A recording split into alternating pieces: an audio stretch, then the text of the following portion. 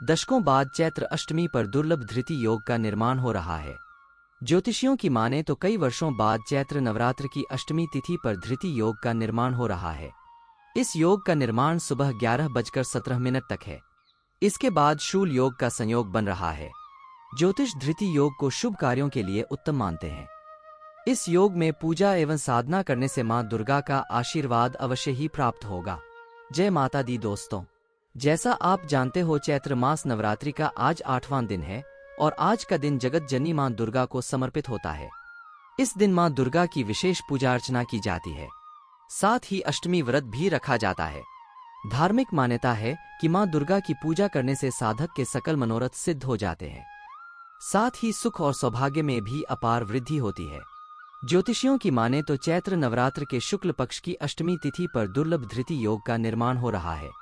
इस योग का निर्माण कई वर्षों बाद अष्टमी तिथि पर हो रहा है।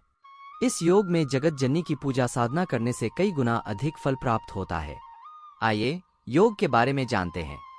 चैत्र नवरात्र के शुक्ल पक्ष की अष्टमी तिथि 15 अप्रैल को दोपहर 12:12 से शुरू हुई है और अगले दिन यानी 16 अप्रैल को दोपहर 1:23 पर समाप्त होगी। नवरात्र के दौरान मां दुर्गा की पूजा निशा काल में होती है। 16 अप्रैल को चैत्र नवरात्र की अष्टमी है। ज्योतिषियों की माने तो कई वर्षों बाद चैत्र नवरात्र की अष्टमी तिथि पर धृति योग का निर्माण हो रहा है। इस योग का निर्माण सुबह 11:17 तक है। इसके बाद शूल योग का संयोग बन रहा है। ज्योतिष धृति योग को शुभ कार्यों के लिए उत्तम मानते हैं। इस योग में पूजा एवं साधना करने से मां दुर्गा का आशीर्वाद अवश्य ही प्राप्त होगा। चैत्र नवरात्र की अष्टमी तिथि पर भव एवं बालवकरण के योग बन रहे हैं। भवकरण का योग दोपहर 1:23 तक है। इस समय तक अष्टमी तिथि है। इसके बाद चैत्र नवरात्र की नवमी तिथि शुरू हो जाएगी। इस समय से बालवकरण का योग बन रहा है। मां दुर्गा की जन्म कथा।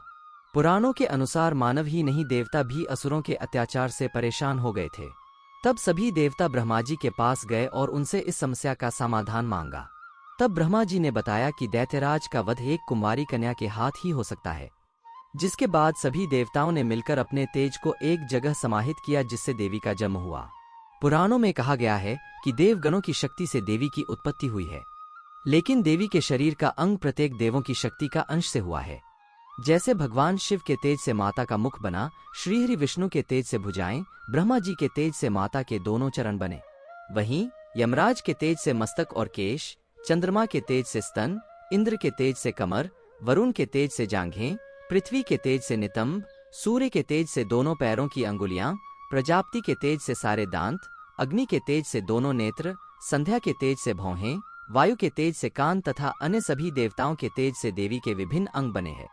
इस प्रकार सभी देवताओं ने मिलकर देवी दुर्गा को जन्म दिया। सभी देवताओं ने मिलकर देवी का जन्म तो हो गया, लेकिन असुरों के अंत के लिए अभी भी अपार शक्ति की जरूरत थी, जिसके लिए देवताओं ने मिलकर अपने अस्त्र शस्त्र दिए। जैसे भगवान शिव ने उनको अपना त्रिशूल, भगवान विष्णु ने चक्र, हनुमान जी ने गदा, श्रीराम ने धनुष, अग्नि ने शक्ति व बाणों से भरे तरकश, वरुण ने दिव्य शंख, प्रजापति ने स्फटिक मणियों की माला, लक्ष्मी जी ने कमल का फूल, इंद्र ने वज्र, शेषनाग ने मणियों से सुशोभित नाग, वरुण देव ने पाशवतीर, ब्रह्मा जी ने चारों वेद तथा हिमालय पर्वत ने उनका वाहन सिंह दिया। इन सभी अस्त्र शस्त्र को देवी दुर्गा ने अपनी भुजाओं में धारण किया।